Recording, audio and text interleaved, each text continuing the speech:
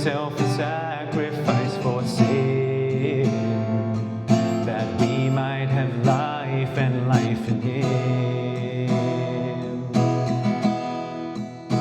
When Jesus came, he was led like a lamb to the slaughter, the greatest display of love there is.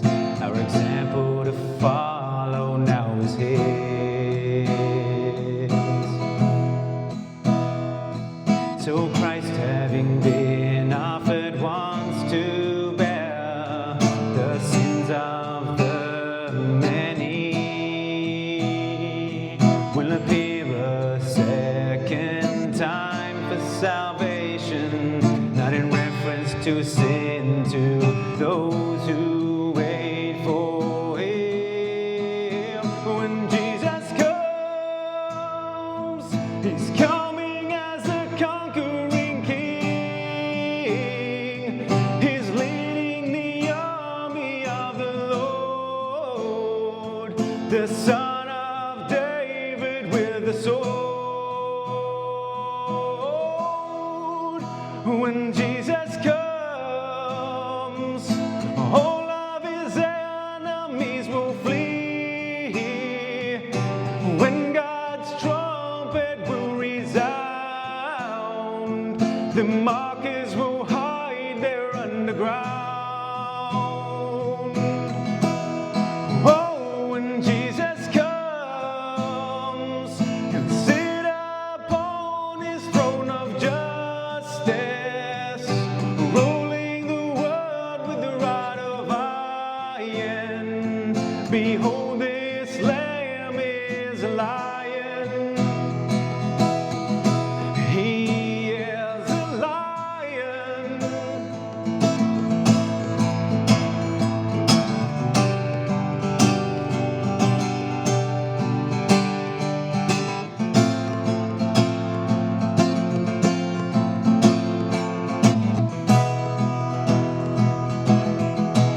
When Jesus comes.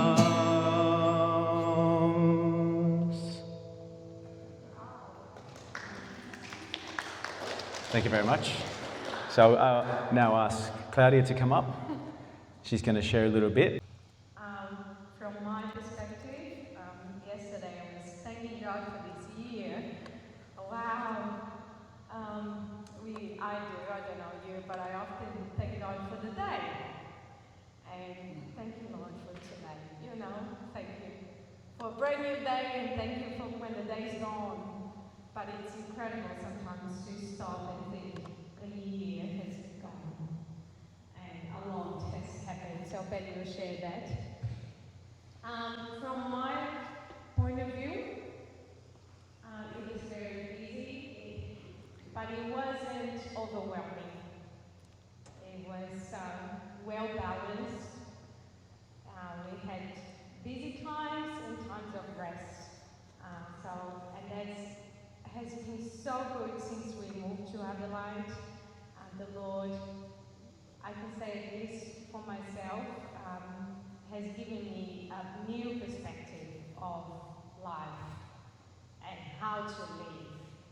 And yes, rest is a must. It's not optional for our well-being and for the well-being of others. From a wife's perspective, I love we have been in this mission. Our life is a mission together. So there is sacrifice that we have to make, and Jesus must be number one. He must be my first lover above Ben. And when I miss Ben, I have to remember, Lord, you are the lover of my soul. You are with me all the time, even when Ben goes away. So, and I know it's a sacrifice, and for him, I want to do it, because I love Jesus more than I love Ben. But one thing I want to say that I had in my heart is that we are stronger together.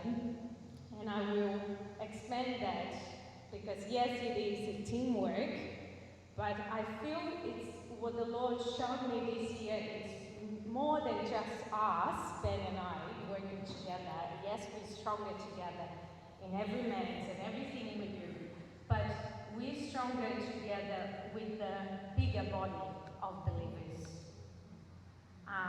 And the Lord has shown me over and over again, even with my parents-in-law, we've been living with them since we went down to Adelaide, and they love us for who we are, but they love what we do, and they cheer us, and that gives us strength, and we feel stronger, right? So that's one little piece, that the Lord has added to us in our ministry, but also the church. It's so nice to know there are people praying for you. It's amazing.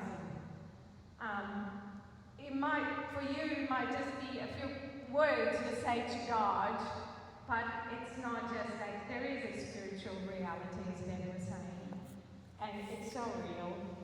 And your prayers are not in vain, and they mean a lot to us. So I think I will stay with, that's my little bit. Ben will share the rest. So yeah, good to be here with you. God bless you. So I'll start off by doing an update. There's quite a lot that's happened, and I'm sure you're all wanting to find out what we've been doing. Maybe you've already seen some of these things, but for those that don't know us, Claudia and I, up until the end of last year, lived in Brisbane, and so we used to come out to this church to visit on occasions and share, and we really cherish our connection with this church, and we're really, really blessed to be able to come back and visit and give you all these updates. A little bit about the background of further than that was I originally came from Adelaide. I grew up in Adelaide, all my family's down there. I joined the Australian Army, and I eventually got posted up to Brisbane, where I remained for the last, I was up here for 16 years, so a large portion of my life, and very much feeling like a bit of an outsider to my family, which was fine because that's the sacrifice we have to make. The first 6 years of that 16 years, I wasn't a Christian, and I'm not here to share my testimony today. I've shared it before.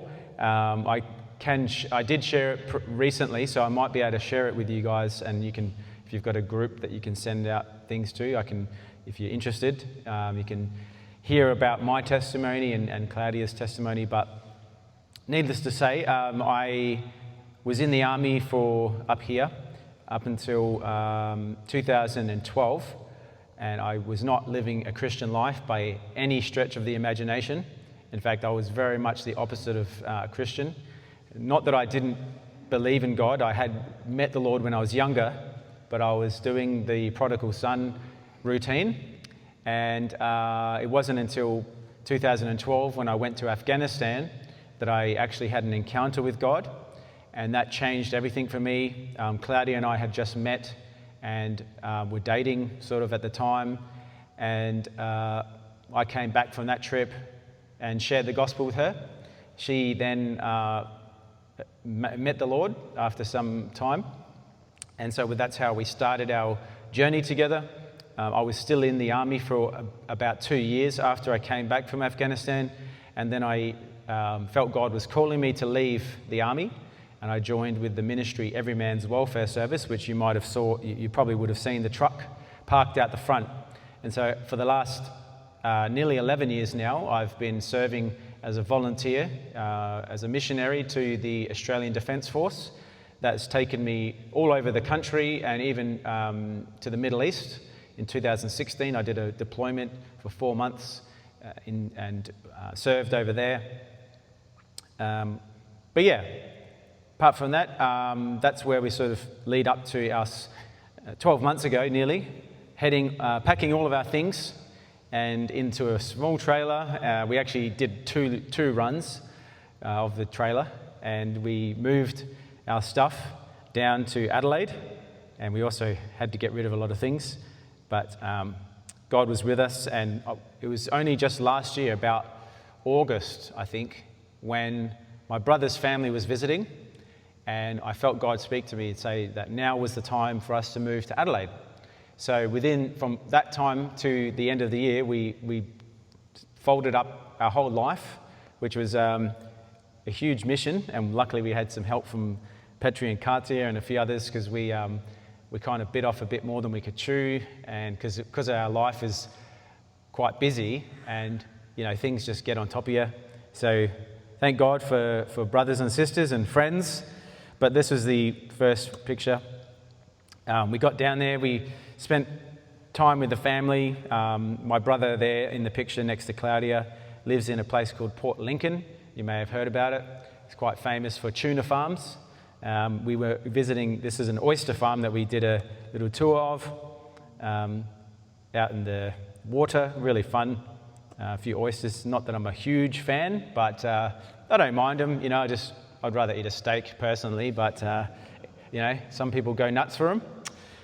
This is us, pretty much the first activity we did in Adelaide. This was an open day for new Defence members to Adelaide. They have an open day at the Adelaide Zoo. And so this is myself and Claudia and our colleague Kyle, who unfortunately has had to step down from ministry with Everyman's. You may have been praying for him. I think Claudia might have sent a prayer request maybe.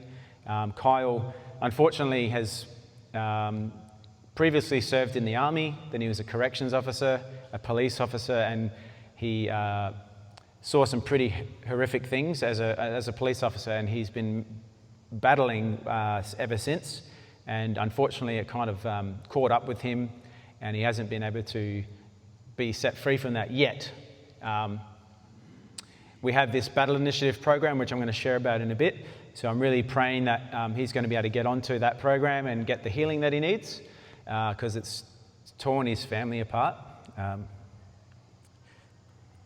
But yeah.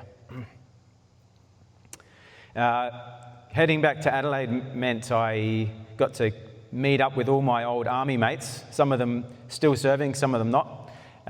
But yeah, so it was a bit of it's great because I would catch up with some of them on occasion, but a lot of these guys that I used to work with, I hadn't seen many of them since I left Adelaide in 2008, and they have never seen me as a Christian, because when I left Adelaide, like I said, I was anything but a Christian, and I had a bit of a reputation of being, a bit of a bad boy, naughty boy, and doing lots of destructive things.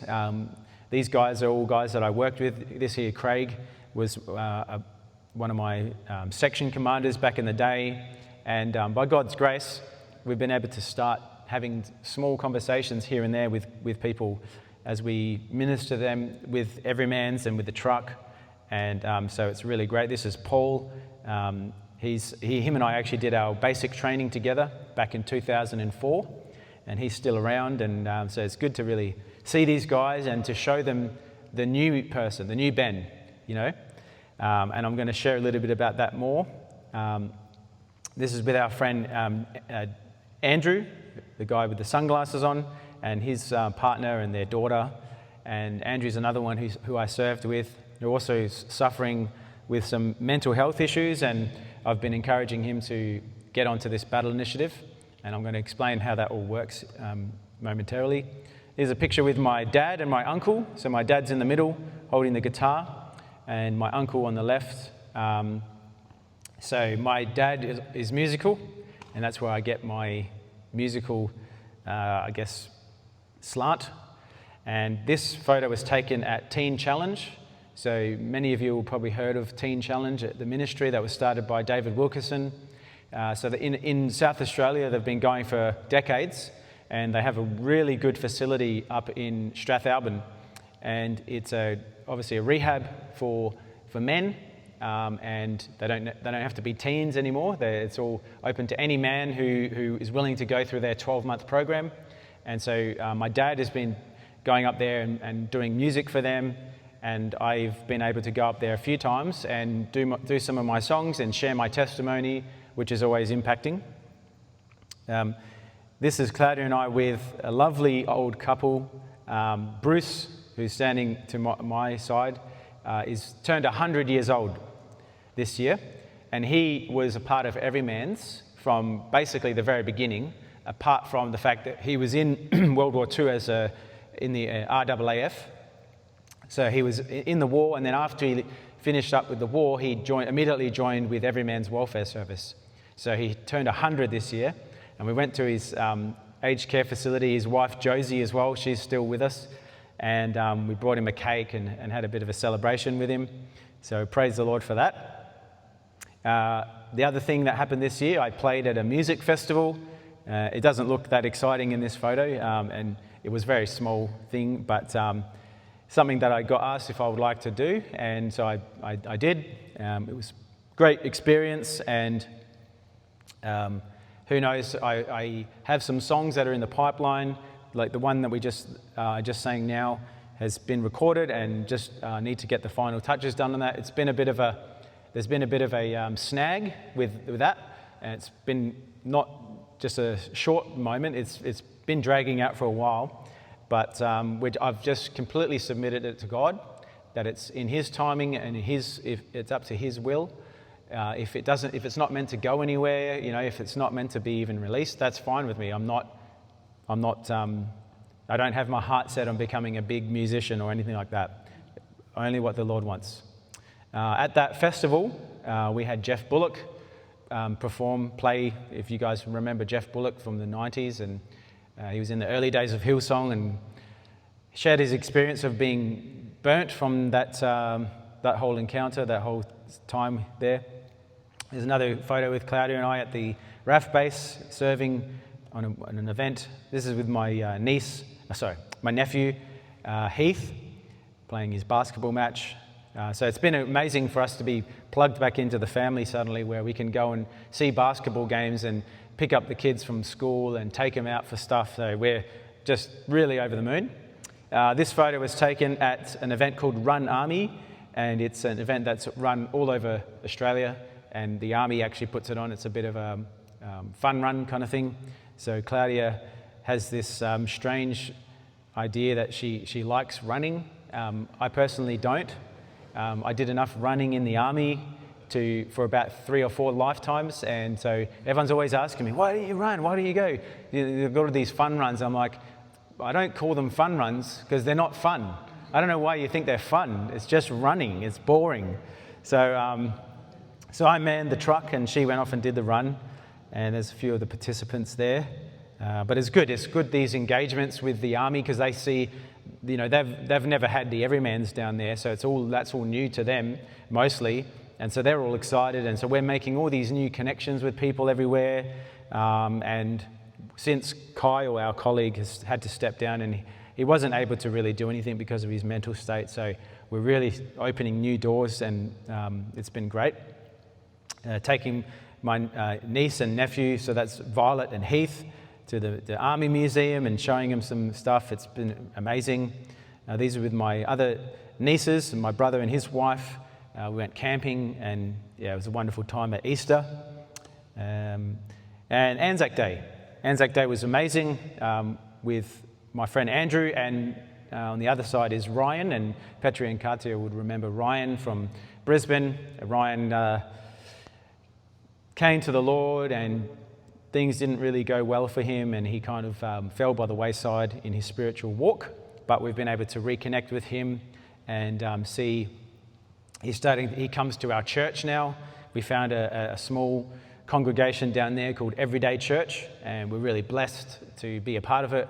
And God really led us, because we were sort of church hopping a bit and trying to find out, where does God want us to be? And there was a church that we met, we visited, and we actually really liked it. Doctrinally, we agreed with everything, most things there. And they had outreach programs and feeding of the homeless and poor. So they were all ticking boxes, and it was only 15 minutes away from where we lived.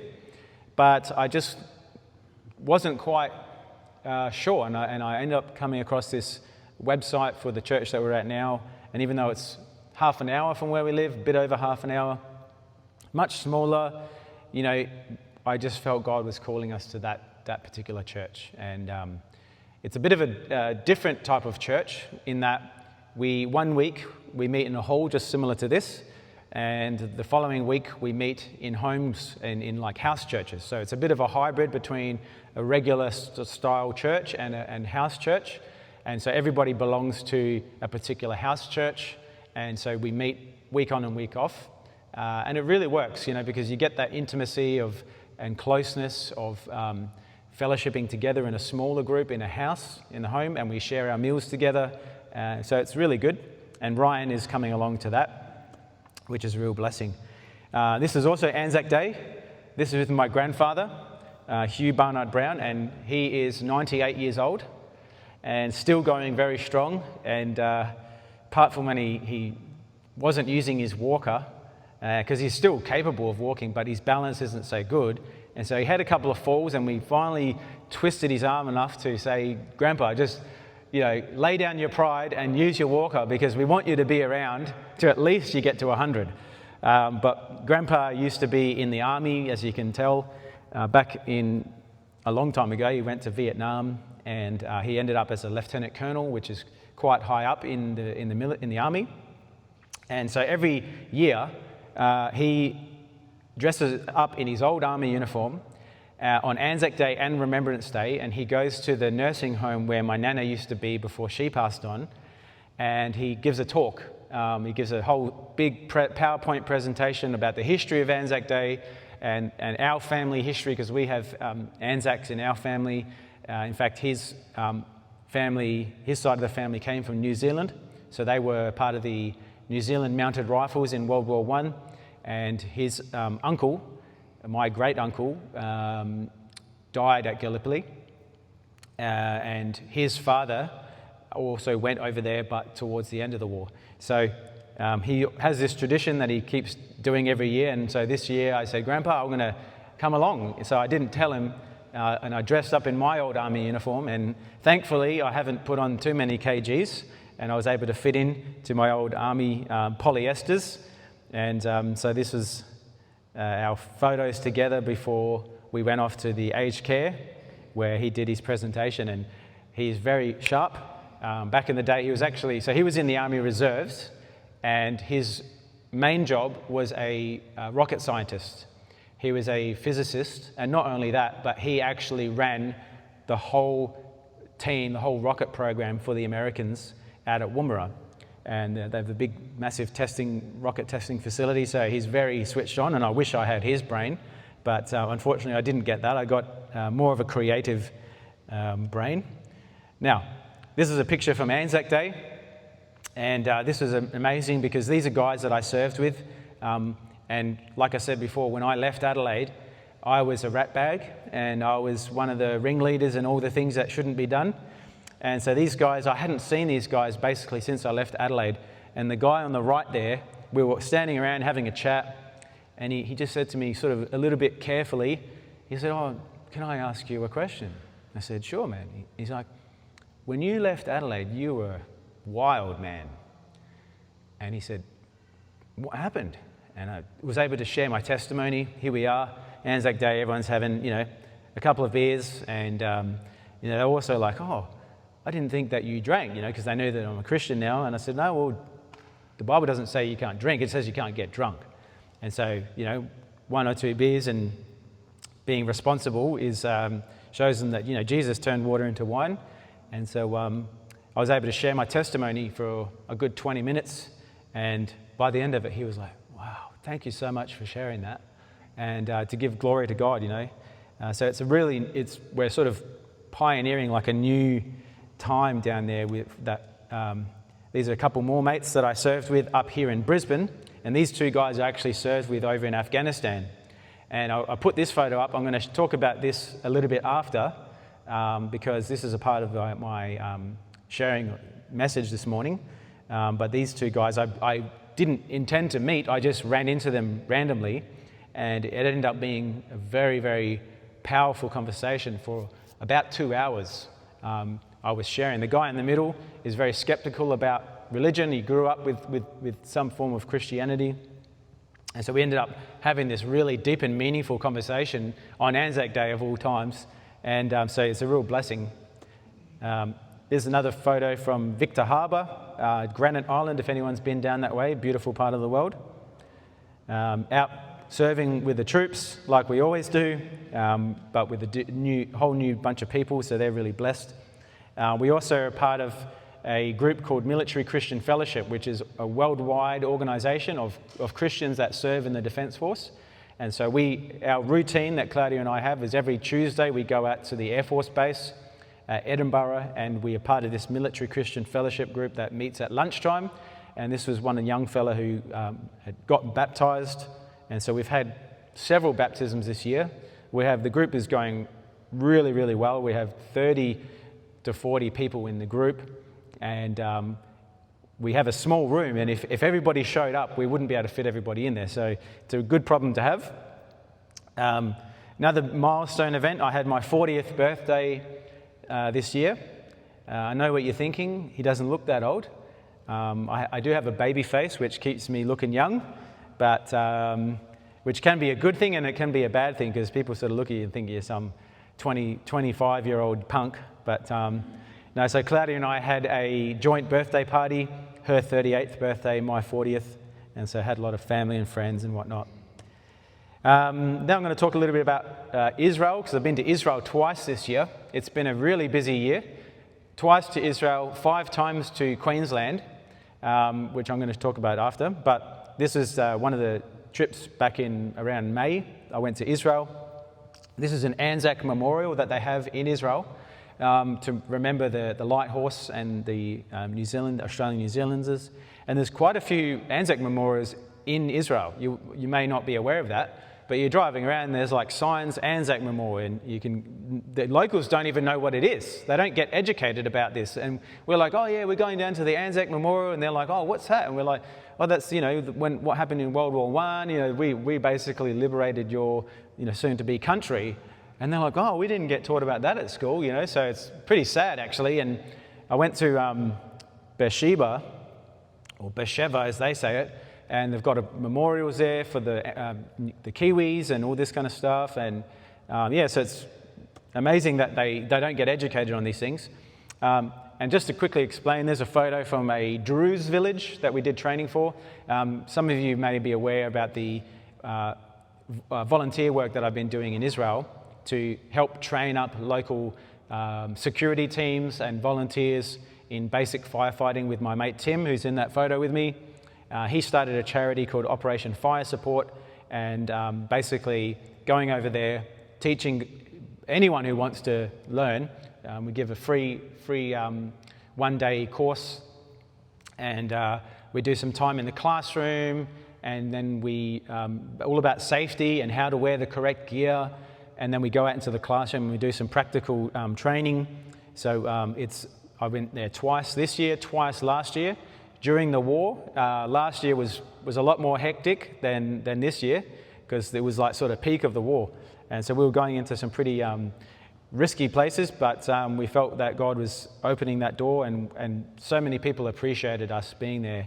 And some of the people were brought to tears, that the fact that we were there to stand by them. And these guys are, as I said, from the Druze people. They're ethnically Arabs. They live in Israel. They love Israel.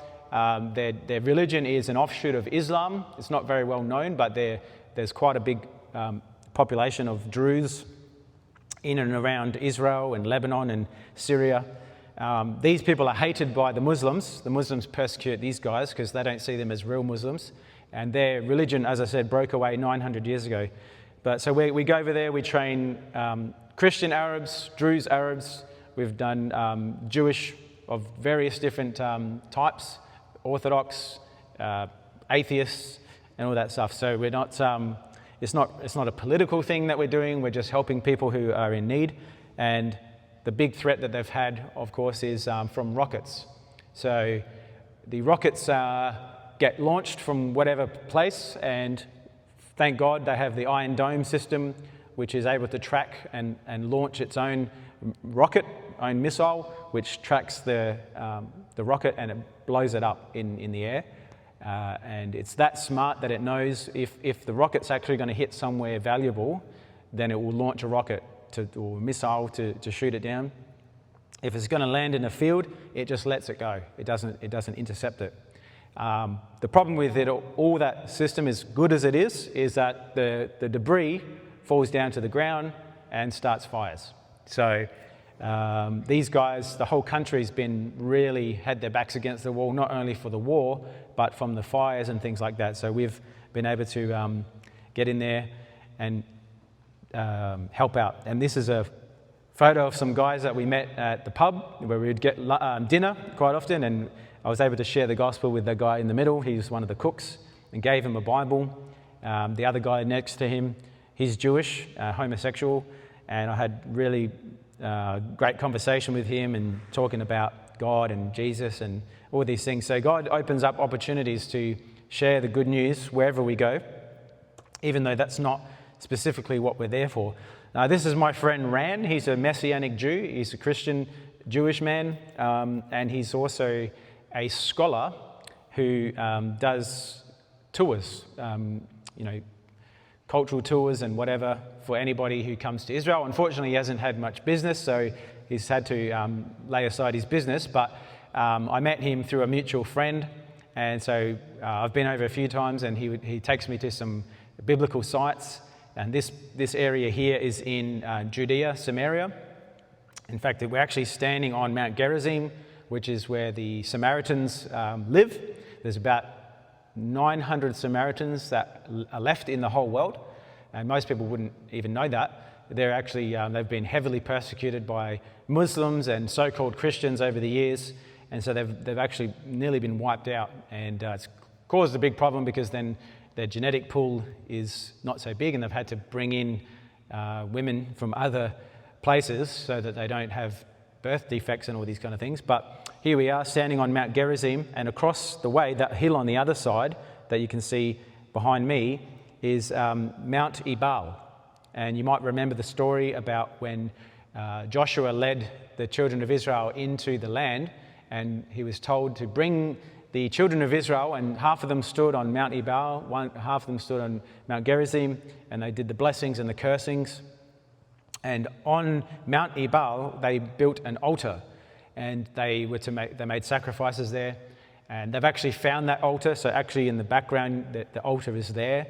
And as a little fun fact, even more recent than when they found the altar, they've gone back and done some more digging, and they found this little lead scroll in the altar, around the altar, and they weren't able to open that scroll because it would break until they developed some special U-Butte X-ray kind of machine, which was able to read inside what's written on the scroll. And in the scroll, it actually read, "Yahweh put a curse on you," and some other things, right? So you've got the story that's written in the Bible of them having blessings and cursings, and then they found the altar and they found a scroll with writing on it. That's like a huge trifecta win kind of thing. At the bottom is the city of Shechem. You can see down the bottom, the ancient city of Shechem. Jesus met the woman at the well in down the bottom there. This is on Mount Gerizim, where the Samaritans still to this day make sacrifices on Passover. So these are actually altars that they use to do sacrifices, which we see that as an abomination, but that's been a part of their tradition going back, and they trace their origins all the way back to biblical times. At least that's what they say. So this whole area is used for slaughtering their animals. This guy is a Samaritan priest, because you remember when the kingdom split, and they had the north and southern kingdom, and so they had their own priests, which once again was not right, but nonetheless they've kept their tradition. This gentleman is not the high priest. His older brother is the high priest, and his older brother was about 90 years old, and he's about 80 years old. That's some of their scrolls of writing and stuff. Now these you might even guess what they are.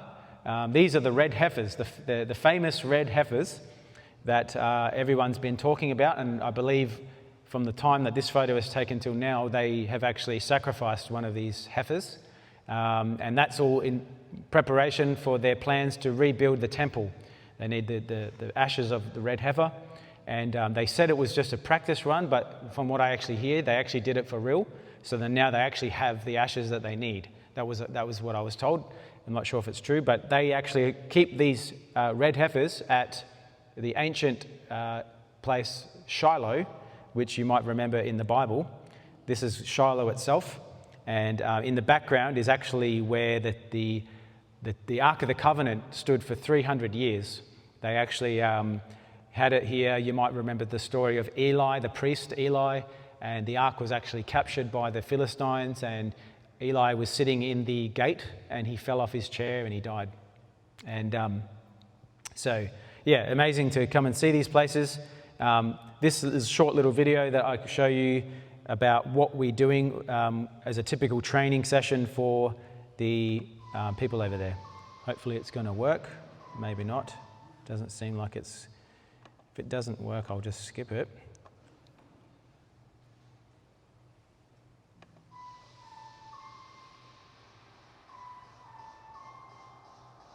Oh, yeah. So here I am lighting fires, and they're practicing driving around. We call this drive-by shooting, like in the gangsters and all these kind of things in America, because they got the water tank in the truck. We also teach them how to use leaf blowers, and yeah, just a short little promotion video that we did. This is us in a bomb shelter while we had, I think it was the Yemenites launching rockets from Yemen. So here we are at one of the villages eating some cake while we're all inside the bomb shelter waiting for the rockets to pass so we can come out. And, you know, I put these things in there because I want you to see what it's like for these people, that they are living with this every day, and particularly the ones close to Gaza. They are in their bomb shelters regularly. So this is a photo from cadets. I do chaplaincy with the Army cadets, and that's just an amazing ministry that I get to be a part of. Claudia has also got her, she's about to become a chaplain as well. So probably next year, early next year, she'll be in the door with that. This is a short little video. We did a trip up to Darwin, and we spent a month up in Darwin with the big exercises with the Americans and other military forces that come over. And so on the way up, we pulled over, and there was a pet emu someone had, so we were out there feeding it. And this is, we're giving out a Bible to one of the soldiers and having really amazing conversations. We had so many conversations. We handed out so many Bibles. We did the road trip from Adelaide to Darwin over 5 days in a big convoy with the Army. So that was an amazing time to really get to know people and show people who Everyman's is. Like I said, they didn't have Everyman's pretty much down there. This is up in Darwin. These are the Americans, the US Coast Guard that we worked with, serving them. Great bunch of guys. And that was our team that we had in Darwin. The other lady there, Leanne, she's based in Darwin, and Peter on the other side, he's based in Sydney. But we all came together and we were able to work up there and just meeting random people, guys with the dog handlers and whatnot. Fun fact, it turns out the brew truck, my truck, it doubles up as a fire truck. We were in Darwin City, and I would come out of this military base, turn onto the main street, Mitchell Street in Darwin, and there's this grass fire, and it's sort of, you can see it's already spread pretty far. And there's two ladies who had bottles of 600ml bottles of water standing at that fence and pouring it on the black part that's already been burnt. And I'm driving down the road and I'm looking at this and I'm going, I know exactly what I need to do. I pulled over, got my hose out, connected it up, turned the pump on, stood there, put the fire out, all before the fire department got there. And they showed up. And I was like, what took you so long, boys? And so we had a bit of a chuckle. And it's funny because about 6 months before that, I was, because I've been involved with all this stuff in Israel with firefighting, and I suddenly thought, I could actually put out a fire with my truck. And lo and behold, the day came.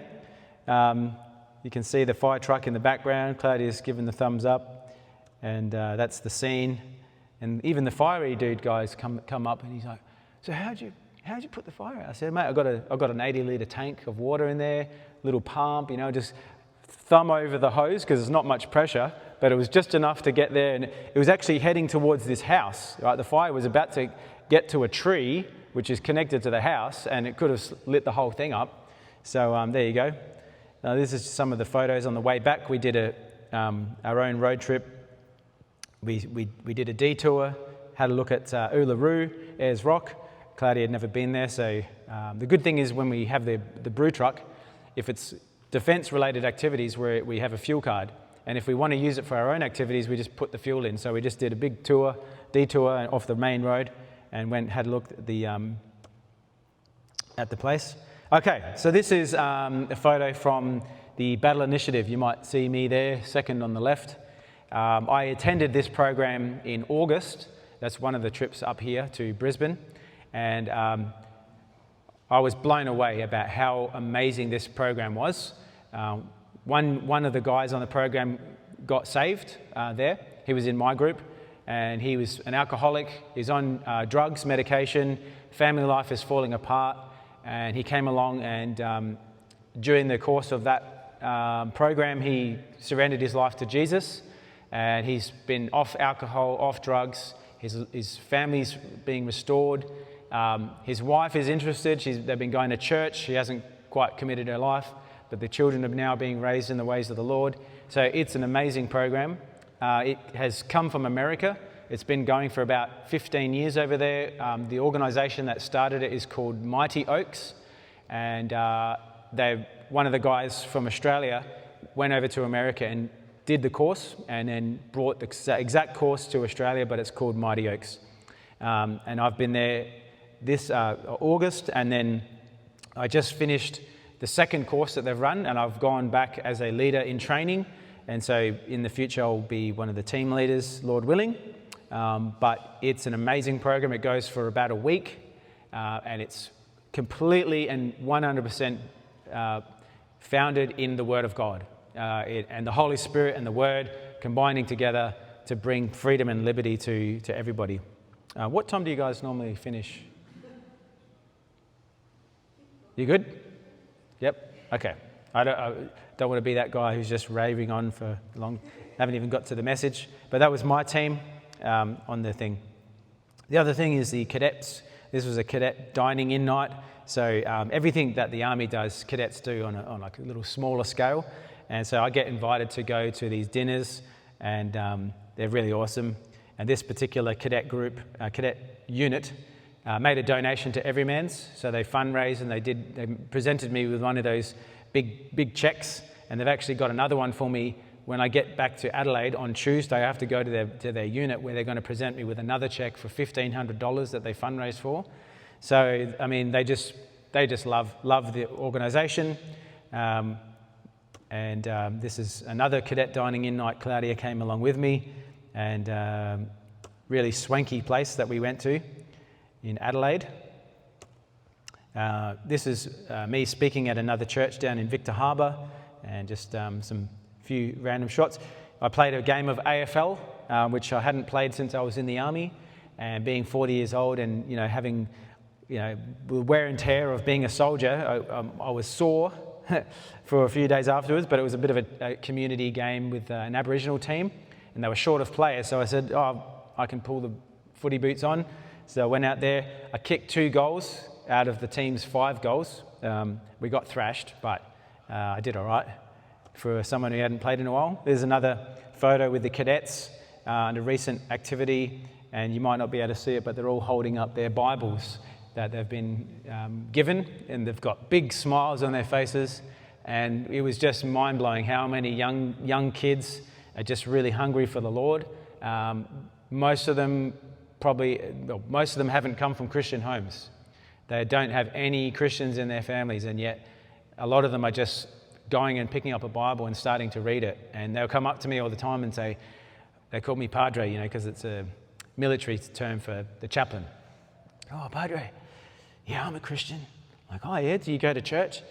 Oh no, I can't get to church because nobody in my family is a Christian, and I can't drive yet. I said, well, do you have any mates that like to read the Bible as well? Oh yeah, we get together and we read the Bible. And I said, well, guess what, mate? You got yourself a church, because that's what the church is. It's not a building. And I said, when you get old enough, you just get yourself into a church.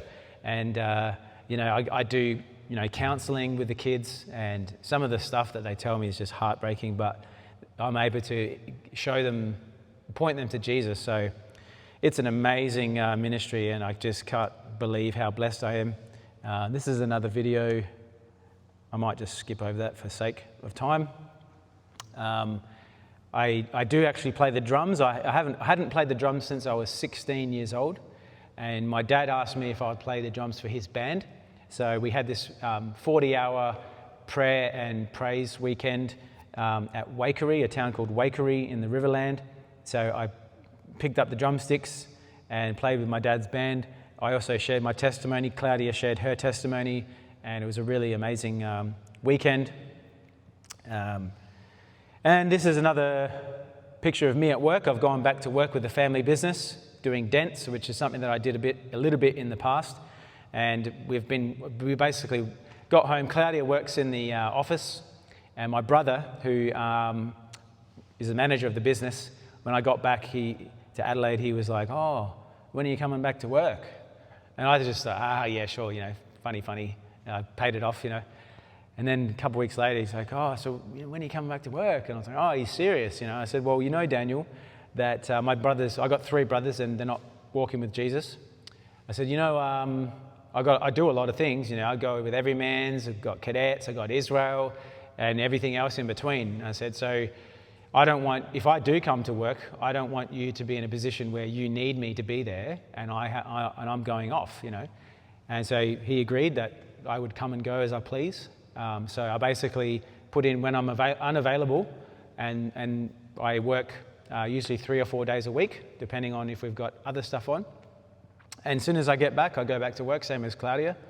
My mum recently sort of retired, and Claudia's taken my mum's position at work. But my mum will come back and work when Claudia's away. So we've just got this ideal job, and it's amazing, And I do my work. I listen to sermons and podcasts and music, and it's great because I'm with my brothers and my dad. Two of my brothers and my dad work in the business, so it's just amazing. And then I thought I'd throw in a couple of happy snaps from the most recent event that we had, the Everyman's Gala. You might recognise those 2 stunning people. They came along. And you might recognise these people as well. We had a wonderful time. I think it was a really good evening. And we look forward to doing it again, which means we get to come back next year. That's really our secret. We don't come up for the gala. We just come back because we want to see you guys. But no, we had the cake and Everyman's ministry. There's a pretty good shot of the evening. So if you didn't come along this year, you're welcome to come along next year. We had our 85th year of Everyman's ministry, and that was great.